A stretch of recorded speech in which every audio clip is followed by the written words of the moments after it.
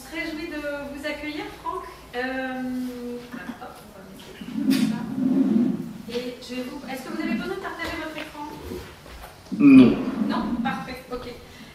Donc, vous êtes éthicien à l'hôpital universitaire des enfants Reine Fabiola, donc à Bruxelles, et vous êtes coordinateur de la fonction maladies rares de l'Université libre de Bruxelles. Vous êtes aussi président du comité d'éthique de l'hôpital universitaire donc, des enfants Reine Fabiola, et vous êtes maître de conférence en faculté de médecine à l'Université libre de Bruxelles. Et je me réjouis qu'on puisse vous entendre. Moi, je vous avais entendu il y a quelques mois, peut-être quelques semaines, dans le cadre d'un webinaire d'un espace régional d'éthique. Voilà. Et votre approche me semble intéressante puisque vous apportez la question de la médecine, enfin la médecine narrative pour penser ces questions-là dans le contexte de la fin de vie et dans un contexte particulier puisque c'est en pédiatrie. Oui, tout à fait. Donc, moi, je viens au départ du milieu de la philosophie. Uniquement de la philosophie. Je n'ai pas le CV de Alain Desbrocas. J'ai un master en philosophie, un master en sciences des religions et de la laïcité et un master en éthique avec une spécialisation en bioéthique et en éthique du droit. J'ai juste épuisé toutes les ressources que la filière de philosophie de l'ULB pouvait offrir pour me nourrir, mais j'ai jamais été voir, si ce n'est pour l'enseignement en faculté de médecine, où finalement ils ont fini par me dire, quitte à être présent sur les bancs d'école, pas juste de l'autre côté du bureau, ce sera plus facile.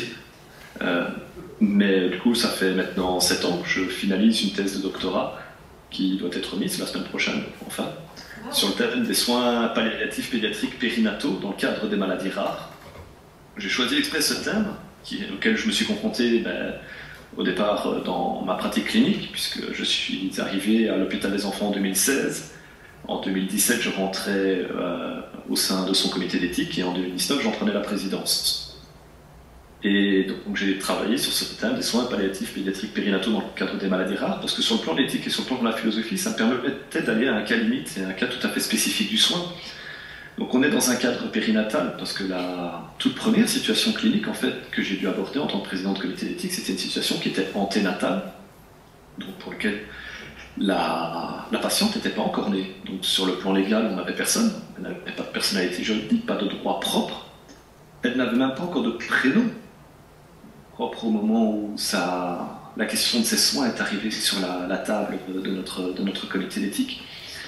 Et pourtant, elle était omniprésente dans les discussions, et même si elle n'était pas au sens légal digne de droit, elle n'en demeurait pas moins digne de soins. C'est une situation qui se posait donc dans un cadre de maladies rares. Alors les maladies rares, c'est pas juste un gros mot, c'est malheureusement une réalité bien concrète. Une maladie rare, que ce soit en France ou en Belgique, c'est une définition de l'OMS, c'est une maladie qui touche moins d'une personne sur 2000. On peut se dire que ça fait pas beaucoup de monde, mais des maladies rares, on en compte plus de 7000. Ce fait que les statistiques, que ce soit en France ou en Belgique, sont relativement identiques. Une maladie rare, il y a presque une personne sur 15 qui est touchée par une maladie rare. Alors une personne sur 15, quand on sait que les maladies rares sont des maladies qui touchent essentiellement des enfants, pour une petite statistique ou pour donner un ordre d'idée, c'est pas plus compliqué que ça. Une personne sur 15, ça veut dire qu'au moment de la sortie des classes, si ce n'est pas votre enfant qui est touché par cette maladie, c'est statistiquement l'un de ses camarades, ou deux de ses camarades, qui seront touchés par cette réalité-là. D'autant que pour cet enfant et pour toute sa famille, la maladie elle n'est pas rare du tout. Elle touche 100% d'entre eux.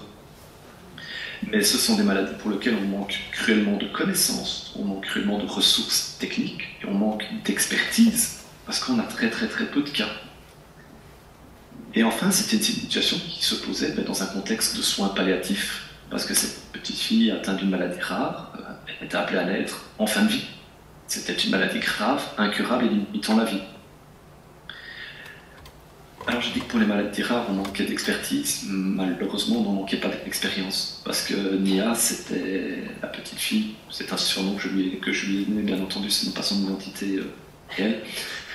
Nia, cette petite enfant, c'était pas la première de sa famille touchée par cette maladie rare. Il y avait déjà son grand frère, qui était un enfant, en fait, qu'on connaissait bien, que je connaissais même bien personnellement, puisque ça faisait de nombreuses années déjà que on le suivait avec l'équipe palliative et que de nombreuses décisions de soins ont pu être prises pour l'accompagner.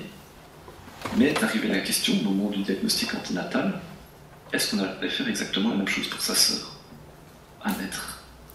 Et donc on avait deux histoires, deux trajets de soins, deux temporalités qui se sont croisées, entrelacées, avec cette responsabilité fondamentale, c'était de ne jamais les confondre. De ne pas confondre ces deux enfants, de ne pas confondre leur trajet de soins, ni de confondre l'expérience vécue de la maladie, du trajet de soins, de la fin de vie, tant par nos équipes soignantes que par ces deux enfants, que par leurs proches. Et donc, en fait, la philosophie narrative est devenue rapidement une ressource dans la problématisation de cette situation, dans la façon dont on a pu générer des questions autour de cette situation, pour s'intéresser un peu aux histoires qu'elles allaient nous raconter à propos de la maladie, à propos des enfants, à propos de leur famille, à propos du soin en manière générale, et aussi, et peut-être surtout, à propos de nous-mêmes, en tant qu'équipe soignante, en tant que comité d'éthique, pour apporter une réponse, ou en tout cas apporter des questions justes à cette situation.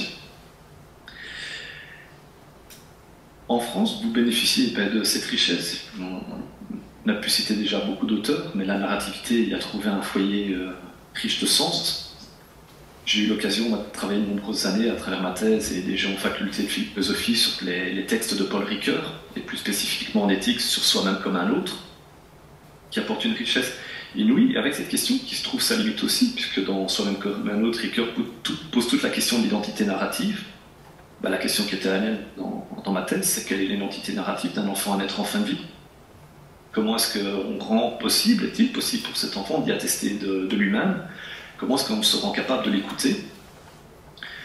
Ou d'entendre simplement ce qu'il a à nous dire, ou ce que ses soins, ou ce que nos projets à son égard disent de lui ou disent de nous.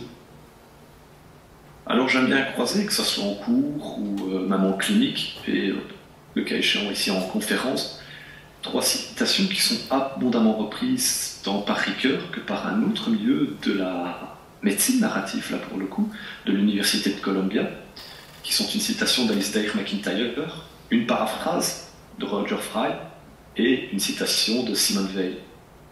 La citation d'Alistair MacIntyre, qui est reprise tant par Paul Ricoeur lui-même que par l'école de médecine narrative de l'Université de Columbia, c'est cette phrase qui est magnifique, qui dit « Je peux seulement répondre à la question « Que dois-je faire ?» si je sais d'abord répondre à la question « Dans quelles histoires je me trouve parti ?» Et c'est fondamental.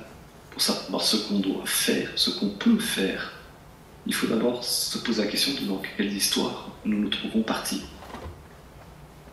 Pour comprendre ces histoires, il faut être capable de les entendre et de les écouter. Et ça, c'est bien la paraphrase de Roger Fry, cette paraphrase nous vient indirectement de Rita Charon, qui est cette médecin américaine qui a créé le master en médecine narrative à l'Université de Columbia au début des années 2000, qui en est toujours la directrice à l'heure actuelle.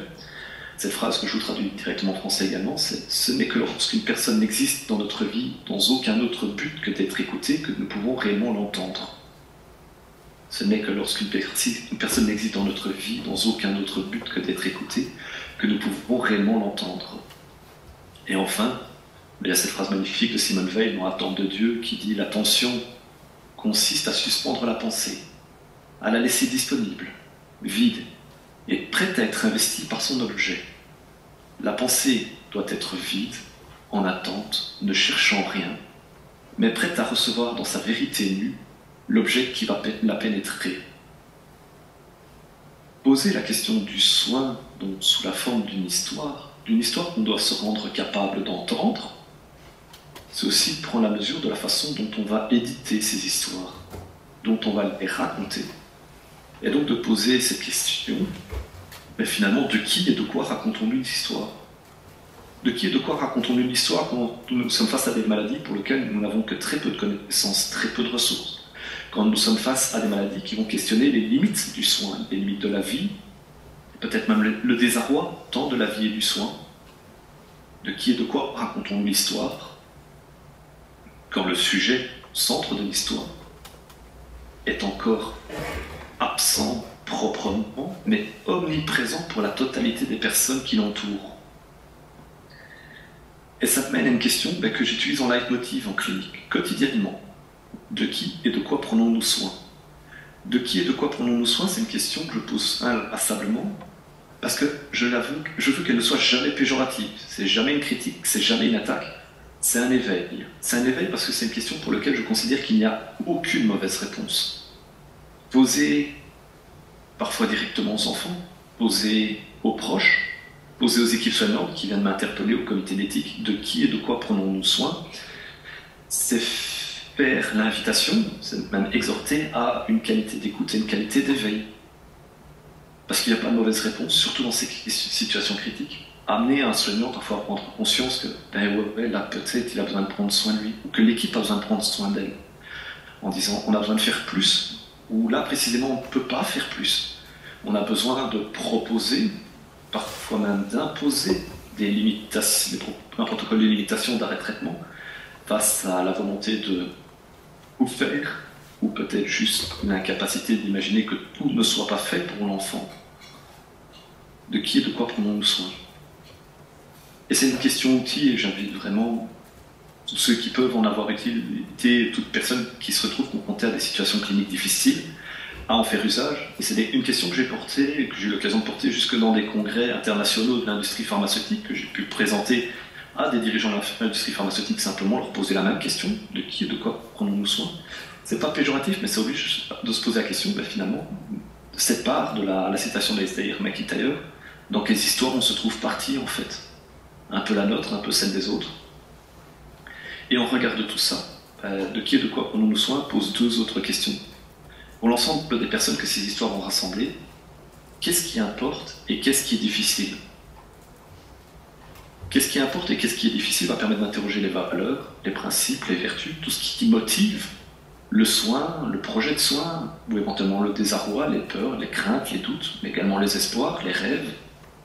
Et on regarde ça, qu'est-ce qui est difficile? C'est la façon dont tout ça se confronte aux limites de ces situations complexes, de ces situations qui peuvent porter une forme de désarroi, de ces situations qui confrontent le temps à lui-même, dans ce qu'il impose en perspective, dans une naissance qui condamne déjà à mort. Et donc tout mon travail au sein du comité d'éthique, c'est de me rendre capable d'écouter ces histoires pour ce qu'elles vont me dire. Et donc j'écoute les formes qui prennent la parole de chacune des personnes qui y interviennent. Alors j'ai pris l'habitude de différencier la parole sous trois axes. Je différencie la parole exacte, la parole vraie et la parole juste. Alors c'est une proposition, c'est un exercice de pensée que je fais. Vous pourrez trouver d'autres définitions dans d'autres dictionnaires ou d'autres usages dans d'autres milieux. Je propose pour la parole exacte la définition d'une parole qui est factuellement exacte, éventuellement scientifiquement exacte. Pour cette petite fille, son diagnostic était une parole exacte.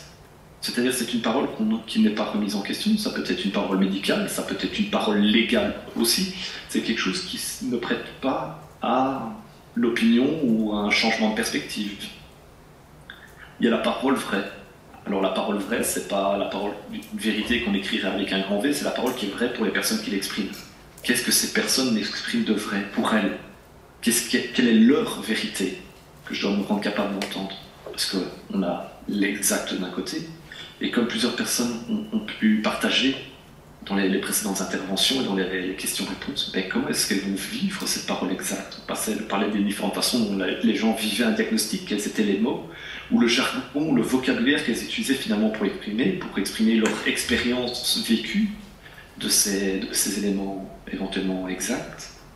Et finalement, il y a la parole juste. La parole juste, c'est celle qui va s'intéresser au lien entre les gens, à tout le tissu relationnel qui se dessine dans ces situations-là.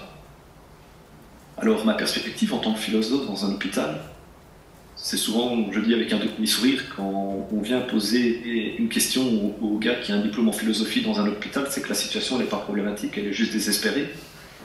C'est que la philosophie, selon ma perspective, bien entendu, n'a pas la charge, n'a pas la capacité de produire des réponses exactes. La science, la médecine en tant qu'art de l'accompagnement basé sur des sciences, a cette responsabilité, éventuellement au moment de la parole exacte. Je n'ai pas assumé non plus la parole vraie des autres. Je m'en fais le témoin, le rapporteur, le recueil, mais je n'ai pas à la réfigurer ou à prétendre la comprendre, c'est-à-dire à la prendre pour moi. Il n'y a rien de plus atroce que de rentrer dans la chambre d'un jeune adolescent qui est en train de mourir d'une maladie atroce et de dire « je te comprends ». On ne comprend rien du tout, au sens étymologique du mot comprendre, prendre pour soi. Donc on peut imaginer, on peut entendre. Je n'ai pas à prétendre comprendre le vrai en tant que philosophe. Je me dois de l'entendre et de le rapporter. Par contre, il y a la parole juste. Et je crois sincèrement que, et c'est la place que je prends de plus en plus en tant qu'éthicien dans les institutions dans lesquelles je travaille, la philosophie a cette responsabilité fondamentale de la parole juste. Pas de la réponse juste, de la question juste. De la question juste parce qu'elle a la responsabilité de n'oublier personne. De qui et de quoi prenons-nous soin? Qu'est-ce qui pour vous importe? Qu'est-ce qui pour vous est difficile? Sont des questions que je veux juste en milieu de soins. Parce qu'elles ont cette responsabilité de n'oublier personne. D'offrir un espace de parole à l'ensemble des personnes. Et un espace de parole qui se dessine dans le temps. Qui peut se reprendre, se reprendre. On parlait de cycle tantôt. Ben oui, chez Ricoeur, tout le rapport à soi se fait en cycle. C'est un temps qui est hélicoïdal. Alors c'est un mot barbare, mais c'est juste comme un escalier en colimaçon, qui se joue en cycle de prise et de reprise, du soi qui va à l'autre, qui s'écoute, qui se découvre, en sortant de lui-même et en revenant progressivement à lui. C'est offrir ça, ces questions-là. C'est pour ça que je disais que de qui et de quoi prendre soin, c'est des questions que je pose perpétuellement, parce que c'est des questions dont la réponse peut évoluer au cours du temps, parfois même au sein d'une même réunion. Je dis toujours, en réunion, les réunions que je propose dans le cadre du comité d'éthique, c'est des réunions qui font 1 heure. On a rarement le temps de s'accorder plus d'1 heure en milieu clinique. Alors mon travail commence en amont. Quand une situation arrive au comité d'éthique, je vais auprès de l'ensemble des personnes qui ont pu être identifiées par un questionnement clinique pour leur accorder un espace de parole propre, leur permettre cette parole vraie. Moi, aller chercher la parole exacte, je dis je ne suis pas médecin, je ne suis pas infirmier, je ne suis pas psychologue, je ne suis pas assistant social, je ne suis pas éducateur, moi je suis juste philosophe. Mon meilleur outil, c'est un dictionnaire et Google. Donc quand des situations cliniques arrivent avec des maladies qui n'ont parfois pas d'autre nom que le gène qu'elles touchent, ça demande du travail, ça demande de dessiner ces espaces de parole, fut-il des espaces de parole accordés à la maladie elle-même, pour qu'elle puisse exprimer son sens, ou du moins sa signification. C'est tout ce travail qui vient en amont pour permettre qu'en 1 seule heure, on puisse dessiner les contours d'un sens partagé d'un projet de soins. C'est un travail qui me sert en tout cas à dessiner la constellation du soin. La constellation du soin, c'est un concept que j'ai brillamment emprunté à la psychothérapie institutionnelle, et notamment aux travaux de Jean Houry en France, qui parlait de constellation transférentielle pour ces patients psychotiques et surtout schizophrènes, dont il s'est rendu compte que en fait, leur identité était dispersée sur la totalité des personnes qui l'entouraient. Il fallait interroger tout le monde, les soignants, toute personne qui prenne les soins en fait. La constellation du soin interroge toute personne qui concourt aux soins, qui prend place sur la scène du soin. Jean Houry allait interroger jusqu'au jardinier à l'hôpital de Laborde pour avoir des informations sur les patients qui l'accompagnaient. C'est pas mal de se poser la question de la constellation du soin quand le patient au centre de cette constellation est encore absent, parce qu'il n'est pas simplement pas né, qu'il n'a pas de voix propre. Aller chercher la totalité des perspectives, comme parlait Natividad, sur cette personne, sur cet enfant qui doit encore naître, est riche de sens, tout en prenant conscience que précisément le patient est absent. On dirait dans tout processus de soin, tout processus de soin se doit d'être focalisé sur le patient au centre. Ok, mais quand le patient n'a pas de voix propre, c'est valable avant la naissance, c'est valable dans les premières années de vie. À partir de quel moment le patient devient autonome? À partir de quel moment on est parvenu à rendre le patient capable d'attester lui-même? C'est une question parfois complexe, entre le moment où il est capable d'attester lui-même et le moment où on se pose la question de la perte de son autonomie et la capacité à s'exprimer lui-même du fait de la maladie, ou même beaucoup plus loin dans le processus du grand âge. La question des récits nécessite peut-être d'entrée de jeu d'être posée sur la trame d'une constellation multiréférentielle avec un tas d'actrices qui viennent prendre la parole à son propos. Et donc on a 1 heure, 1 heure pour réaliser l'éternité en fait. C'est ce magnifique poème de William Blake, il peut tenir l'éternité en 1 seule heure. Il faut dessiner le sens partagé d'un projet de soins. Alors le sens partagé, c'est pas moi non plus, c'est quelque chose qui était omniprésent dans la clinique, à l'hôpital des enfants, c'est ces questions des parents, ça ne fait pas sens. Comment est-ce qu'on va arriver à partager le projet avec eux? Comment est-ce qu'on va arriver à partager nos craintes, nos doutes, nos espoirs, nos attentes, nos besoins, nos demandes? C'était compliqué et moi je suis jamais philosophe, donc la première chose que je fais, c'est de me poser une question si simple, c'est est-ce que je comprends ce dont on est en train de me parler? Et sans ces partages, ce sont des mots qui sont omniprésents dans notre quotidien, mais je suis parti du principe que je ne les comprenais pas. Quelle était fondamentalement la définition de sens et de partage? Et donc, finalement, peut-être moins que les principes de l'éthique biomédicale de James Cressey-Beauchamp ou la critique de la raison pure de Kant, finalement, l'un des ouvrages qui me sert le plus souvent en milieu clinique, c'est le dictionnaire historique de la langue française d'Alain Rey. Parce que j'ai appris à partir du principe que, finalement, je suis un ingénu éclairé en tant que philosophe dans un hôpital. Et la meilleure chose que je puisse faire, c'est de s'ouvrir un dictionnaire régulièrement pour aller interroger simplement la façon dont les gens me parlent. Et en ouvrant le dictionnaire, j'ai trouvé que sens et partage avaient chacun 3 définitions. Le sens, c'est d'abord une signification, c'est une base d'appui, quelque chose sur lequel on peut tous s'appuyer. Je dis, c'est éventuellement cette parole exacte. Quel est le sens, la signification d'un diagnostic? Qu'est-ce qu'il profile? Qu'est-ce qu'il signifie pour l'enfant, pour la maladie, pour son corps, pour ses proches, pour nos équipes? Le sens, c'est également une direction. Dans quelle direction va aller le projet de soins? Avec toute cette complexité, c'est que c'est bien de dessiner un horizon de sens, une direction pour un projet de soins, c'est ne jamais oublier que cette direction n'implique qu'une chose, c'est la responsabilité d'y accompagner l'ensemble des personnes qui vont parcourir, chacune à leur rythme, chacune selon leur temporalité. L'enfant, ses proches, nos équipes. Et enfin, le sens, c'est aussi la sensation, la viscéralité.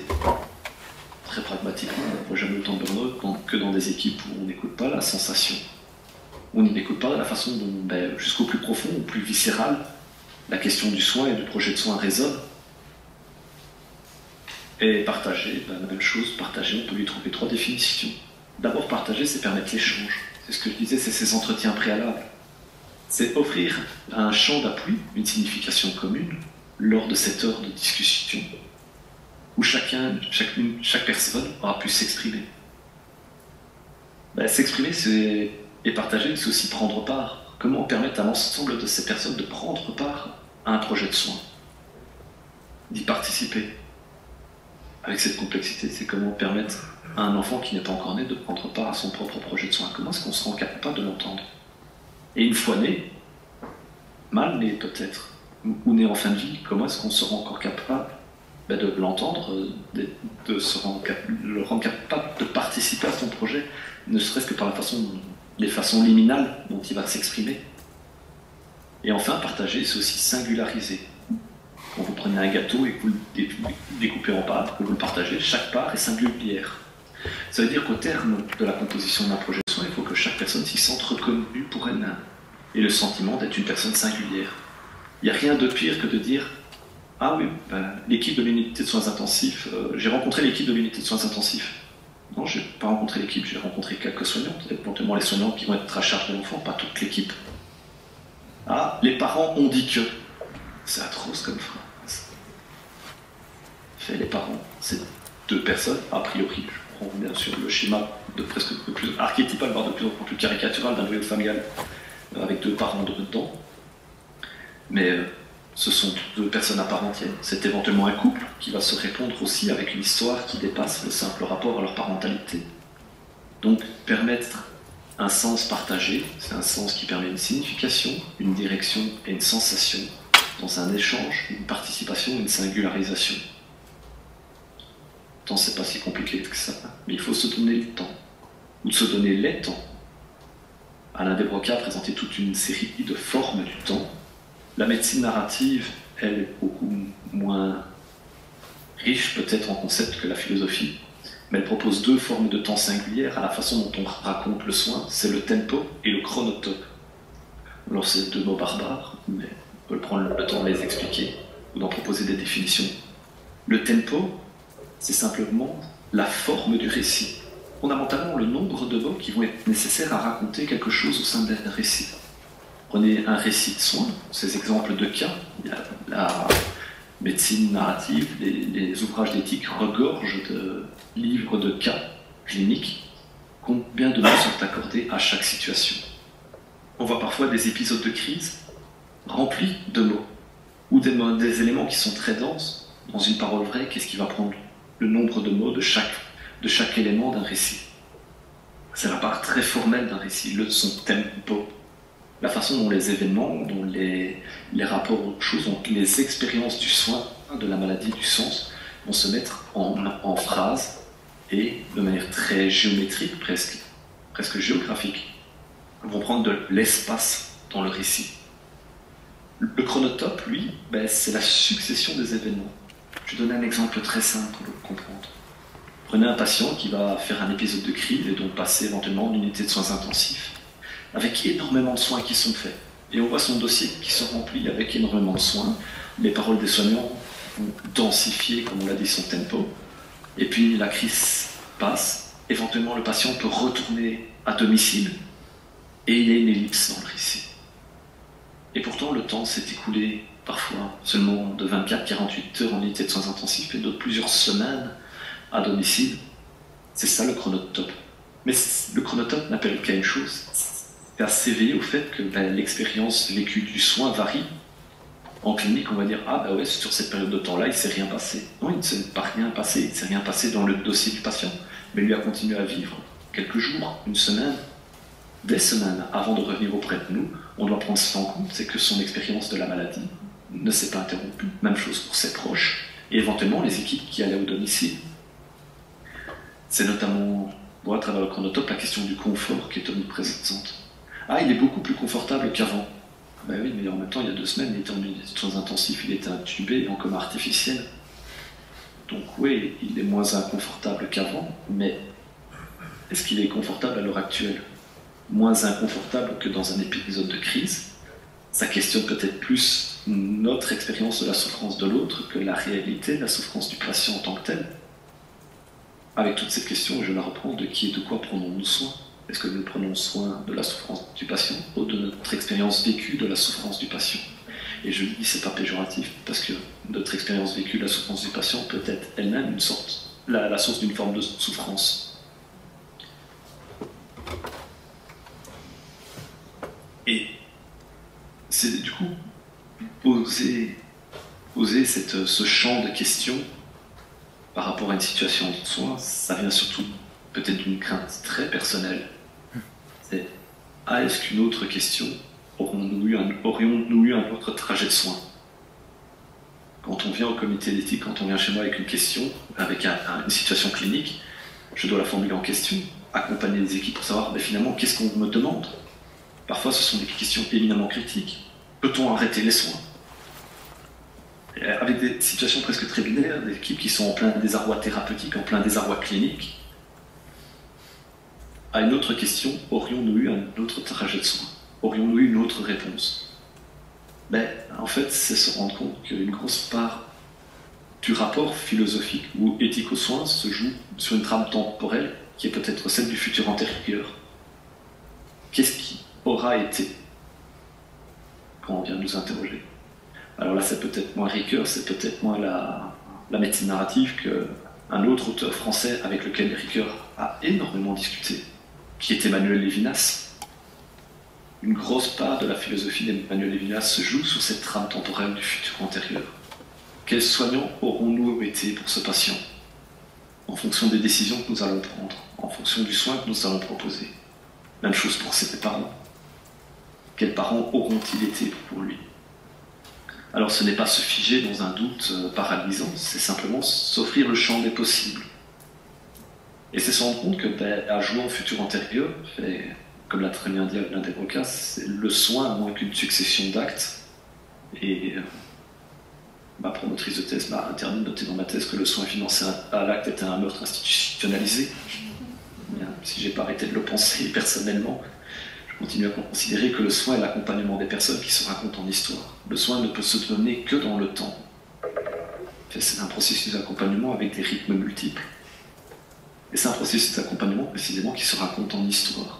Mais pour se raconter en histoire, il faut nous rendre capables d'entendre ces histoires. Et ça mène à une définition peut-être singulière du soin, en tout cas un plaidoyer sur une définition du soin que je vous propose, qui est la première et la plus haute forme du soin est l'information. Et la première et la plus haute forme d'information est l'écoute. Elle appelle à écouter l'autre jusqu'à l'entendre, pour l'entendre jusque dans ses silences. La première et la plus haute forme de soin est l'information, et la première et la plus haute forme d'information est l'écoute. Elle appelle à écouter l'autre jusqu'à l'entendre, pour l'entendre jusque dans ses silences. Je vous remercie. Merci beaucoup.